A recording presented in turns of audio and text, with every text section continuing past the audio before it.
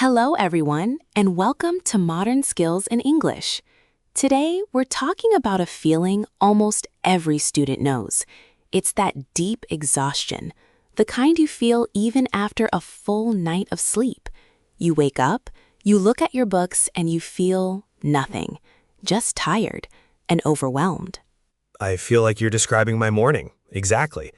I had a huge list of things to do today. I slept 8 hours, but when I woke up, I just stared at the wall.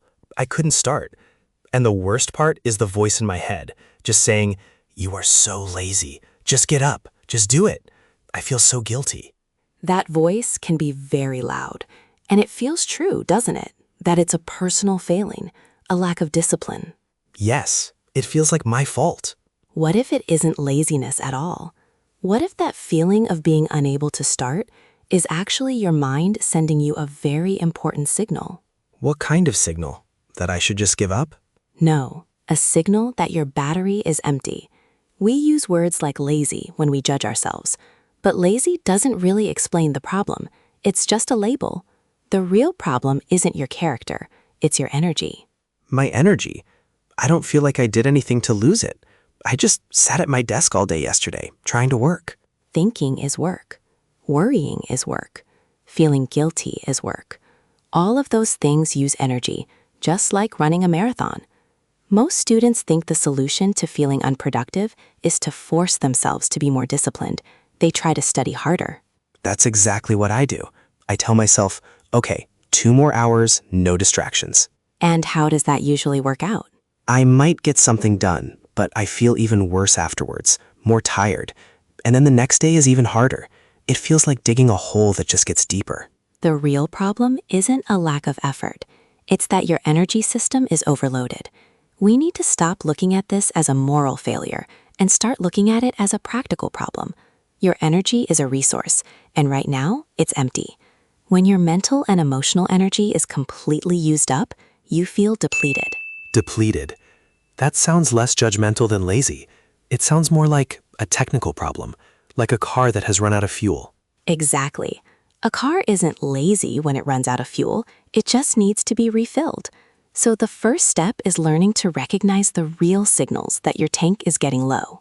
I thought the signal was just feeling tired. That's the most obvious one, but burnout sends quieter signals first. Most students think, if I feel sleepy, I need more coffee, or maybe a quick nap. This is a reasonable thought. We're taught that tiredness is just about a lack of sleep. Right, or a lack of caffeine. But that solution often fails because the exhaustion isn't just physical, it's emotional and cognitive. Coffee can mask the physical tiredness for a little while, but it can't fix a loss of motivation. It can't fix the feeling that everything is meaningless. The real signals are often changes in your feelings, not just your body. What kind of changes? For example, do you find yourself feeling annoyed by small things? A friend sends you a message and you feel irritated instead of happy. Or a teacher asks a question and you feel a surge of anger. Okay, that happens more than I'd like to admit. Another signal is a loss of connection. You might have loved a subject before. You were curious, engaged. Now, just opening the textbook feels like a huge, pointless task. That feeling of, I don't care anymore, is not laziness. It's a defense mechanism. Your brain is so depleted, it's shutting down interest to conserve energy. So when I look at my history book and think, I hate this, it's not because I actually hate history. It's because my brain is too tired to engage with it? It can be. It's a sign of exhaustion. The work feels like a threat to your remaining energy, so your mind protects you by making you dislike it. These are the early warnings. Recognizing them is the first step. So it's more about emotions than just feeling sleepy. But this leads to another problem I have. I feel like I should be working all the time. That's what good students do, right? That's a very common belief. Many students think that any time not spent studying is wasted time. They feel guilty for relaxing. Yes. If I watch a movie, I'm thinking about the 3 articles I should be reading. If I go for a walk, I feel like I should be outlining my essay. So I never really rest. This belief is so powerful because our academic culture often celebrates being busy. We see other people who seem to be studying constantly, and we feel pressure to do the same. Exactly. My friend is always in the library. But this idea quietly fails because the human brain is not a computer that can run forever. It's more like a muscle. It needs periods of intense effort followed by periods of real recovery. If you lift a heavy weight over and over without rest, what happens? Your muscle fails. You can't lift it anymore. You might even injure yourself. Your brain is the same. Trying to force constant focus only leads to lower quality work, more mistakes, and eventually a total system crash. The new way to think isn't about working more hours. It's about building a rhythm that you can actually sustain. A rhythm I can sustain. That sounds nice, but it feels impossible. Think about a professional athlete. Do they train 12 hours a day every single day? No, they have recovery days. They focus on sleep, nutrition. Their rest is part of their training schedule. Their rest is their training. It's when the muscles heal and get stronger. For a student, your brain is your primary muscle. Scheduling a 30-minute walk without your phone is not wasted time. It's a recovery session. Watching a movie without feeling guilty is not laziness. It's essential maintenance for your focus system. The goal isn't a short burst of extreme activity followed by a collapse. The goal is to find a pace, a rhythm that you can sustain for the whole semester. So scheduling rest is actually a productive strategy?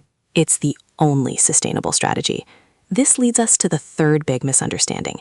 Most students think burnout is something very dramatic, a huge sudden collapse. Yeah, I imagine someone just quitting school or having a breakdown. I'm not there. I'm just stressed. I tell myself I'll be fine after my exams are over. And that's why it's so dangerous. We think, I'm not burned out, I'm just tired. We believe we can push through and recover later, during the holiday. Yes, that's my exact plan. Just get to December. The problem is that we keep pushing the boundary. Each time you push through extreme stress, your mind normalizes it. What felt like a crisis last month now feels like a normal Tuesday. You slowly push your personal stress limit higher and higher until your recovery systems can't keep up anymore. Every person has a limit, a line. You can cross it for a short time, but if you live there, you start to break down. That line is your personal threshold. My personal threshold? So maybe my threshold is just lower than other people's. It's not about being higher or lower. It's about knowing where yours is. A key sign you're crossing that threshold is cynicism. You start to think, why am I even doing this? This degree is pointless. This whole system is stupid. Wow, I have definitely had those thoughts. I just thought I was being negative. It's not just a negative attitude. It's a critical warning light on your dashboard. It's your mind telling you that the cost has become too high. The effort you are putting in no longer feels worth the reward.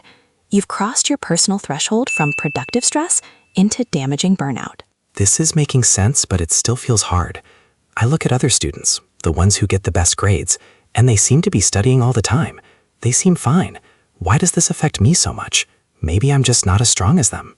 That comparison is one of the most painful parts of student life, but we never truly know what is happening inside someone else's mind. They may be struggling just as much, or they may be just a few weeks away from their own burnout. It's not about being strong or weak. It's much simpler than that. Think of it like a bank account for your energy. An energy bank account? Yes. Every day you make withdrawals and you make deposits. Studying for an exam is a big withdrawal. Worrying about the future is a withdrawal. Even arguing with a friend is a withdrawal. These are your energy out items. Okay, I make a lot of withdrawals. But you also need to make deposits. Sleeping is a deposit. Eating a good meal is a deposit. Laughing with a friend, listening to music, spending time on a hobby you love. Those are all deposits. They are your energy in items. Burnout happens when your withdrawals are consistently much larger than your deposits. For weeks or months, you've been taking energy out, but you haven't been putting enough back in. So my account is overdrawn.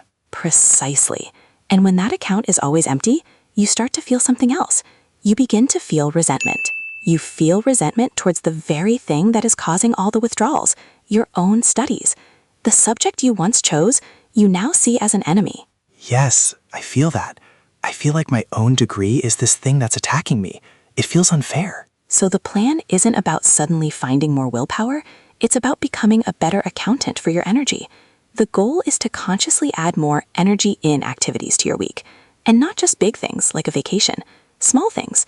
10 minutes of music with your eyes closed. A short walk between study sessions. The goal is to restore your balance.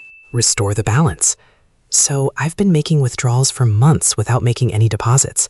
Of course the account is empty. I'm not broke because I'm a bad person. I'm broke because I spent all my money and never added any. I need to start making small deposits again. And you have to do it without guilt, because those deposits are what will allow you to do the work you want to do. So to sustain my effort through the semester, I need to recognize my personal threshold for stress. Yes, you have to learn your own signals. And if I feel completely depleted, it's a sign that I need to actively restore my energy, not just push harder. If I don't, I'll just build up more and more resentment for the work I actually chose to do. That is the entire system right there. It's a shift from judging yourself to managing your resources. It feels lighter. The idea of being lazy feels so heavy, like something is wrong with me.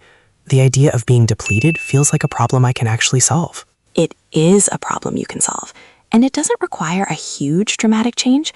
It starts with the next small choice you make. So today, maybe I don't force myself to study for 3 hours. Maybe I just read one chapter.